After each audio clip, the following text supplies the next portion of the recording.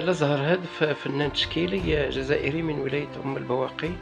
بديت الفن وأنا طفل صغير منذ نعومة الأظافر، وبديت نكتشف الموهبة في سن 18 14 18 سنة. ومن بعد طورت، كنت نرسم بالأبيض والأسود، عبارة عن القلم الرصاص والفحم.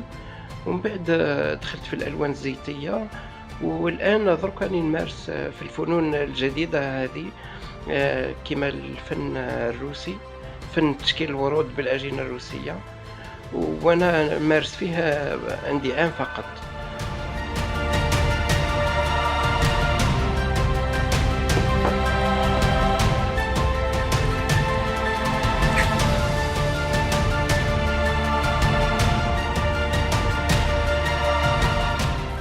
بالنسبة للفن اللي خدمته بهذا التقنية تاع فن تشكيل الورود، العجينة الروسية خدمت تحف قوارير مزخرفة وكؤوس مزخرفة، وكذلك أشكال مشكلة كعلب بتقنية الفن الروسي بالعجينة الروسية.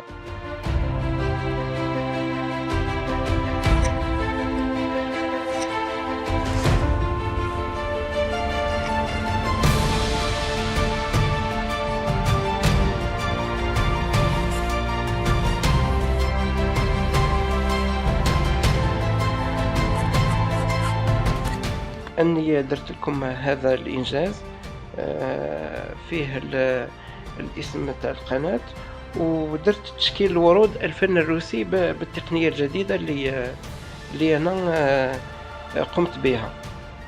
تشكيل الورود هنا درت بطبيعة الحال، وزعت اللوحة تاعي هكا على الشكل هذا، وكما تشوفوا ها هي اللوغو تاع لاباتري نيوز بهذه الطريقة، بطريقة فن تشكيل الورود بالعجينة الروسية.